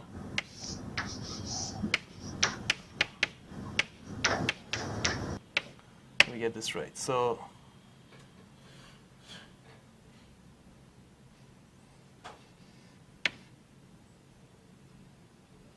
well, I can look it up. Why am I doing this? There's a U1 symmetry. Like, well, it's very similar. Yeah, okay. And I should no. Well, I didn't mean to say that. You erased that from your memory, I think. Yeah, no, I was right actually. What I was writing was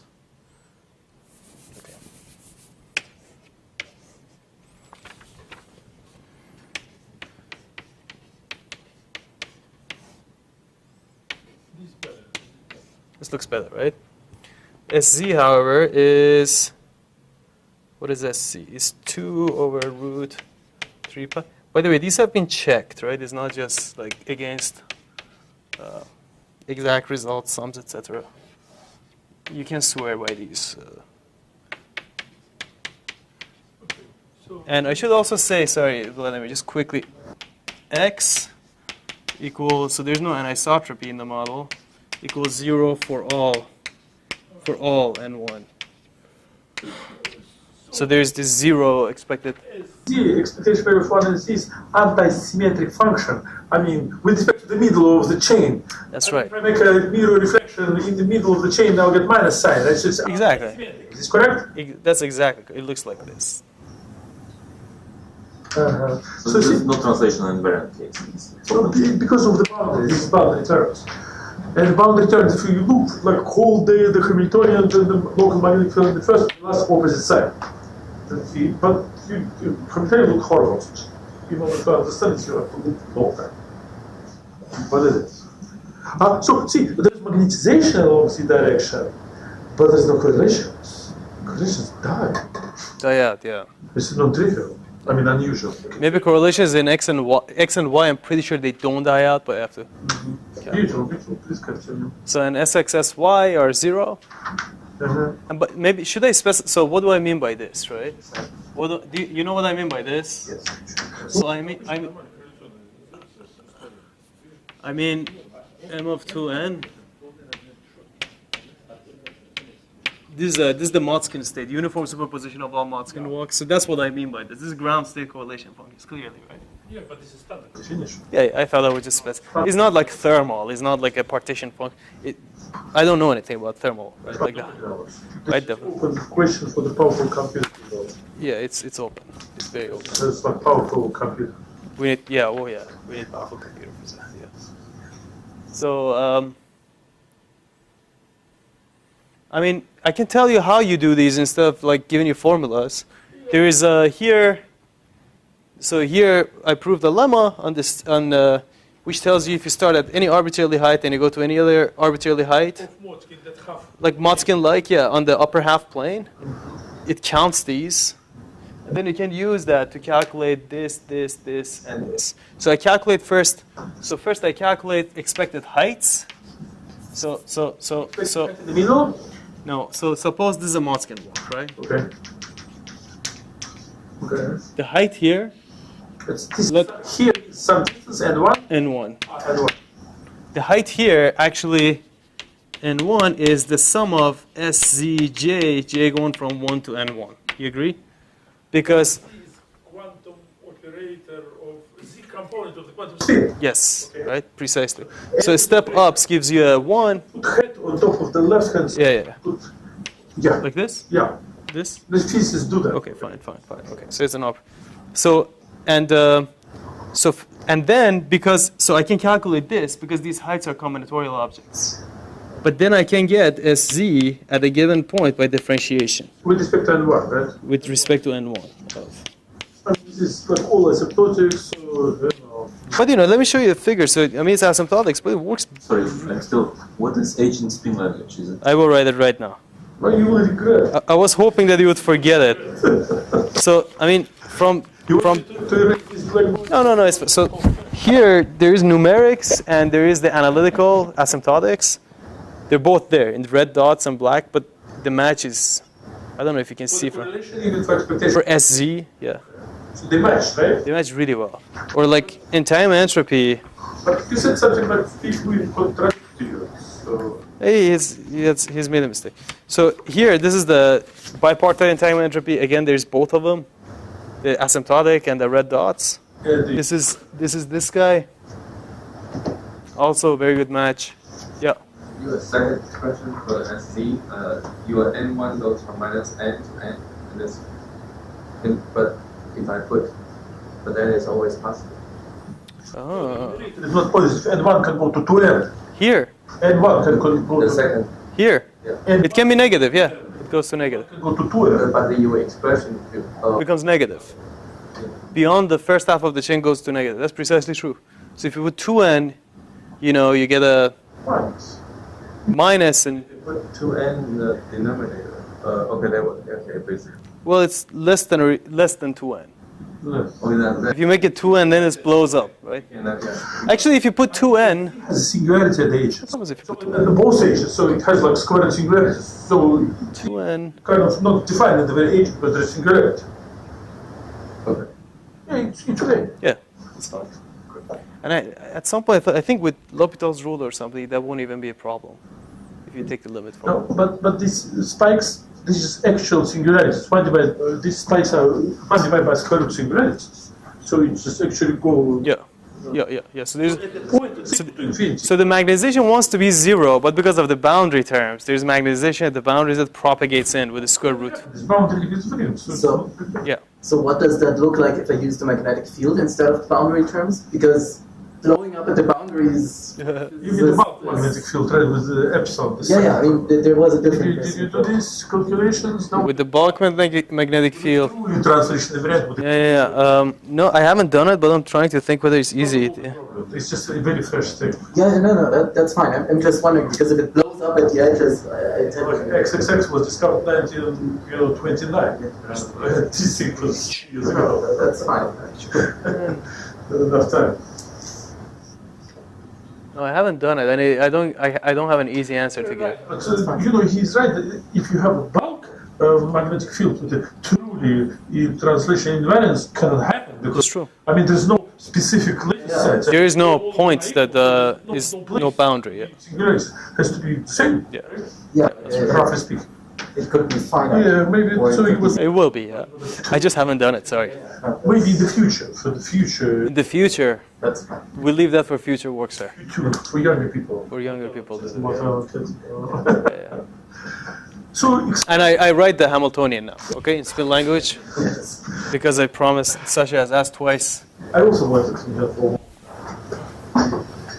Okay, so just have really bad expectations so it looks nice.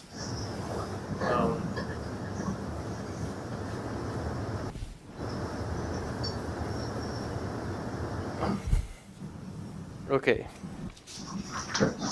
Case I did the rest. Oh, thank you. You think I'm gonna need it? All right. Okay. Thank you. Okay. So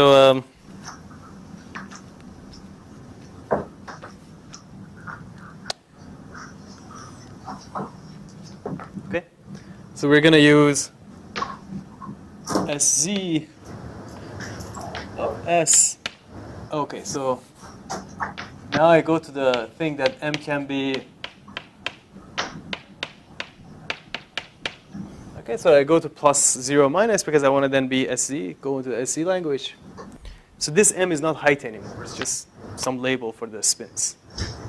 So, okay, so S squared of S is the spin now.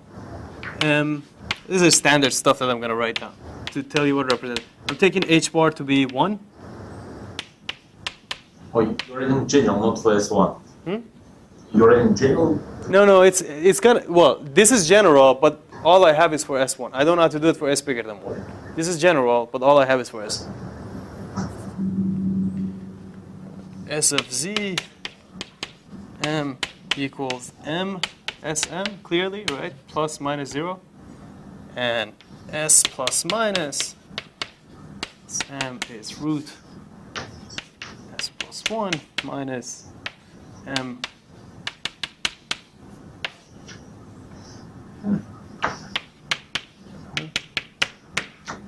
Okay. Since I take S to be 1, from now on I'm going to drop these S dependencies because it's constant. Okay? Okay. And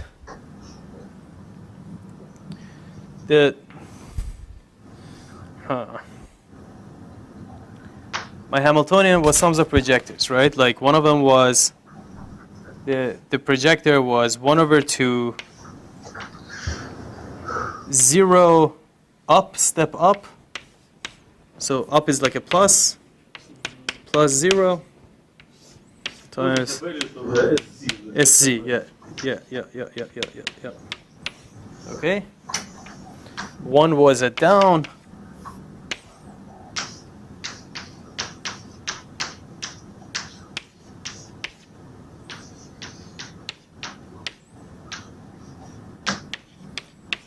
Then there was interaction, so maybe I call this up, up, down, down.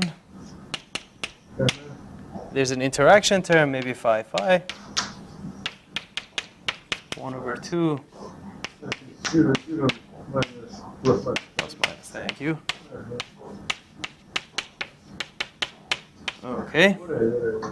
Fair enough so far. And then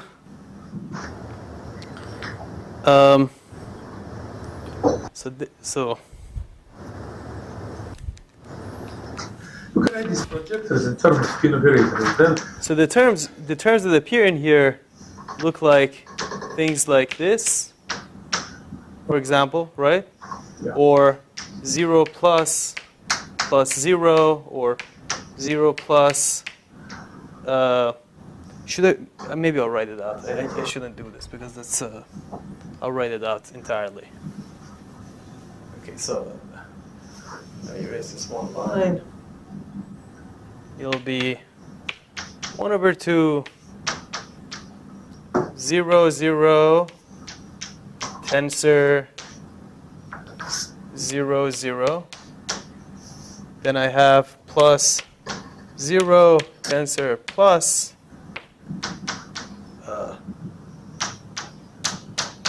minus. Then I have minus plus 0, tensor minus 0, minus plus, tensor minus, minus. Let me just be pedantic here. So if this is site k plus 1, this is the tensor on k plus 1. K plus 1. K plus 1. K plus 1. Okay, that's what I mean, right? So I just expanded this 0, 0, 0, 0 gives me this term. The product of this and this, 0 plus 0 minus gives me this, etc. And I can do this for these two, right? So all I have to tell you is what these guys are in spin represent. Well, this is that, but and then you just put it in. So let me tell you these.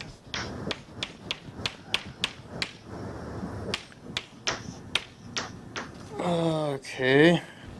I guess I could totally write this wrong again because you wouldn't remember anyway. So, but Don't do that. no, I won't do it. You know, video recording. You know, sue you later. Yeah, you can sue me totally. Right? So, by 1 I mean plus 1, right? So 1 is just a plus. This is horrible. And- Changing notation continuously. Yeah, You know, these people. No, I don't change it. Look, This is like illegal.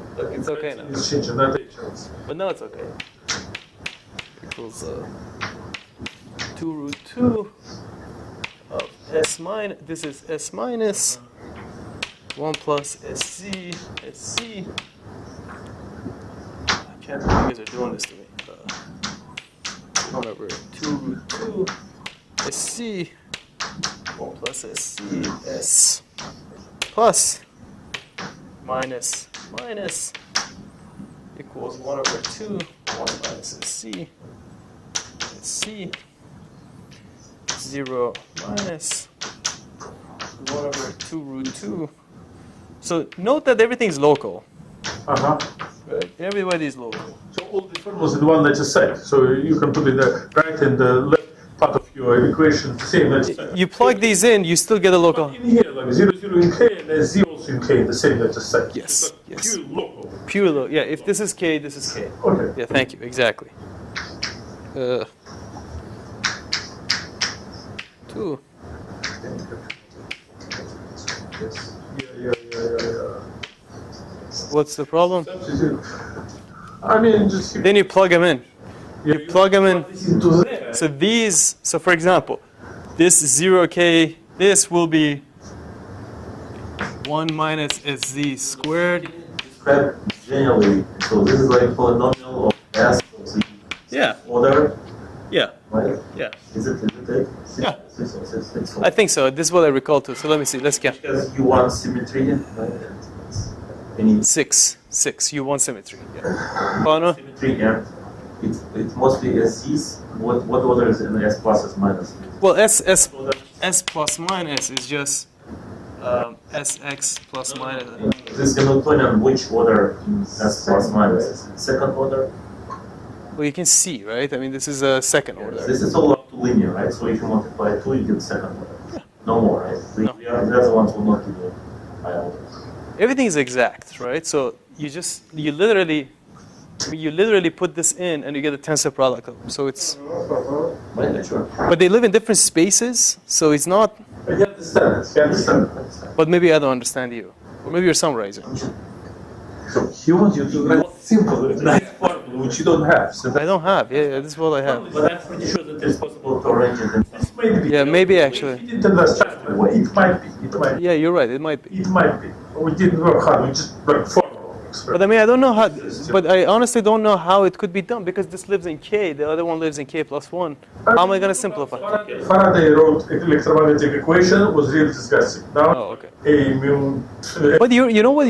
It could be that once you write the whole thing, you can simplify it. Well, you have projectors. You have for two spins. You can introduce projectors, so the total spin 0 to total spin 1. That's true. So That's you true. can do something. Yeah, that's true. That's very true. That's very true. I just haven't done it, I guess. You're right. Could be. It may well be. Beautification. Yeah, there's a beautification to be done. But Okay. and then yeah. too far for the explicit expression in terms of local. Yeah, yeah.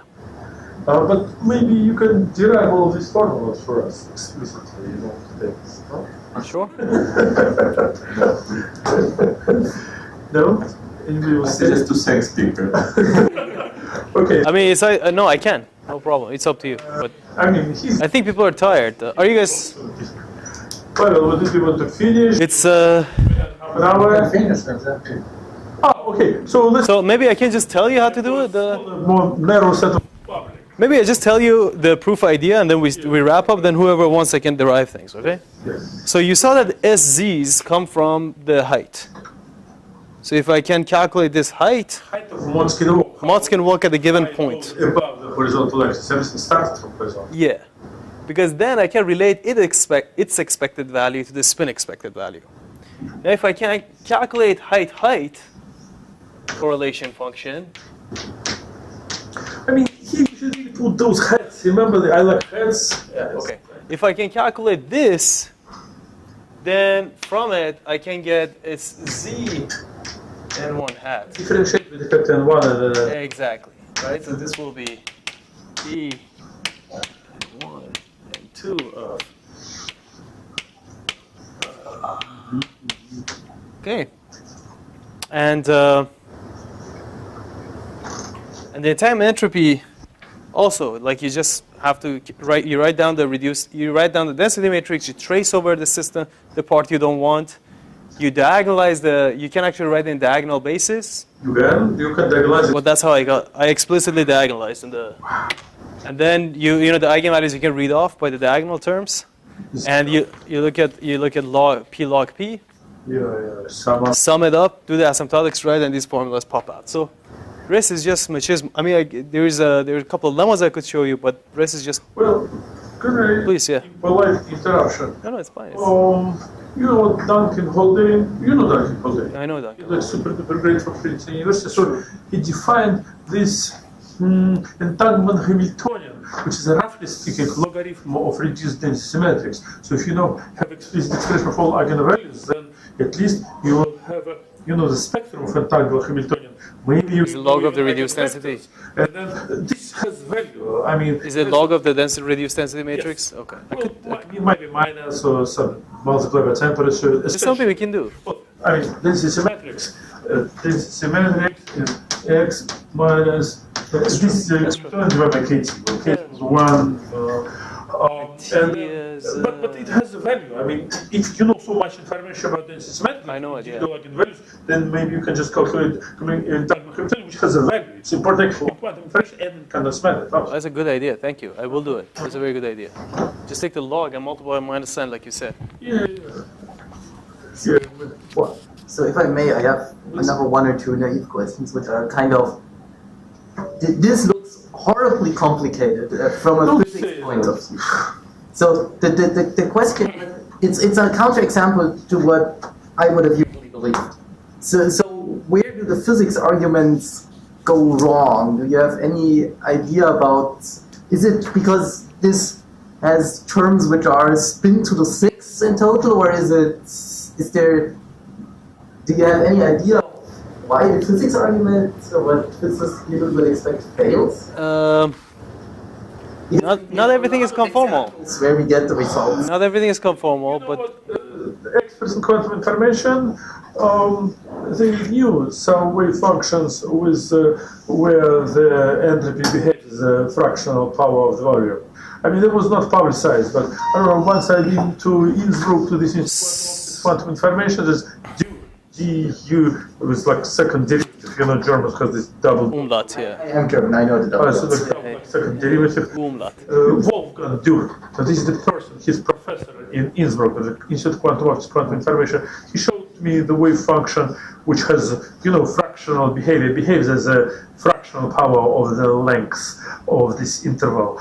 I mean, like experts in quantum information knew that. I should also add, It's just the wave function. you can write wave functions that violate the area law maximally even. Yeah. And you can also write Hamiltonians whose ground states violate the area law maximally, but they don't have the constraints like The translational invariance, unique ground state, etc. Yeah, but maximally violation is also boring because the entropy will be proportional to the length of the lattice. Then it sounds like Boltzmann, sounds like something of the rank, so everybody will be bored. I agree that it's an interesting behavior. Let me also tell you this. So we came from a world also where quantum complexity is more present than physics.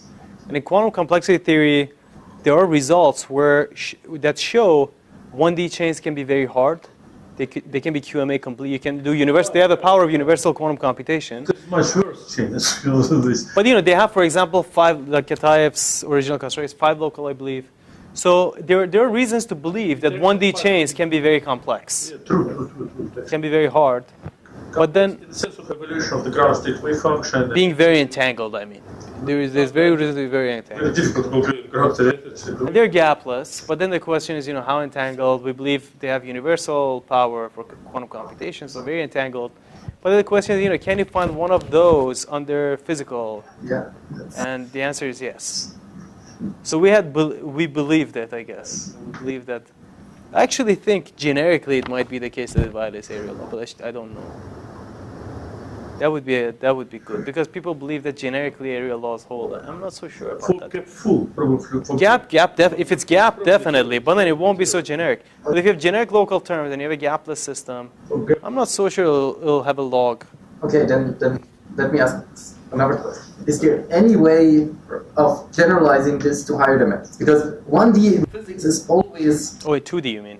Yeah, so 1D is always special, and I'm prepared to believe that basically anything I would usually expect breaks down in 1D. 1D is, so in 1D, actually, to get something that is hard was surprising. In higher dimensions, you expect things to be hard. Like 1D systems are supposed to be, in a way, spin chains to be easier to simulate because of these area law ideas. Yeah. I mean, from a simulation standpoint, because the area is still small in one. I mean, it's constant. Yes, but in higher dimensions, given the area law is already big, so it's that's right. It's always hard to simulate higher dimensions. Yeah. Even though it's just an area. Yeah. Sorry. No, it's fine. So one way of generalizing this model was to introduce colors, right? Which still is 1D. But it might be possible to see these colors in steps in orthogonal directions. Okay, then. Maybe. And then you may have to take the limit number of... Look at surfaces and stuff, so... Well, I mean, in my mind, you can have this, it's like holographies, this string theory. You have two-dimensional ledges, and then you introduce some extra imaginary dimension, consider random walk on this, let's just extend it to the extra dimension. That's what they do. The extra dimension come out of nowhere. This is just his extra dimension, like holography, just come out of nowhere. It's not physical, right? This horizontal, this is actual physical, it's always spinning, but the vertical, this is just imaginary stuff. Yeah, but colors is an extra dimension, I'm fine with. So let's thank the speaker again. All right. Thank you. Sure. And get all the calculations. Yeah, sure. You don't have to sit. You don't have to sit.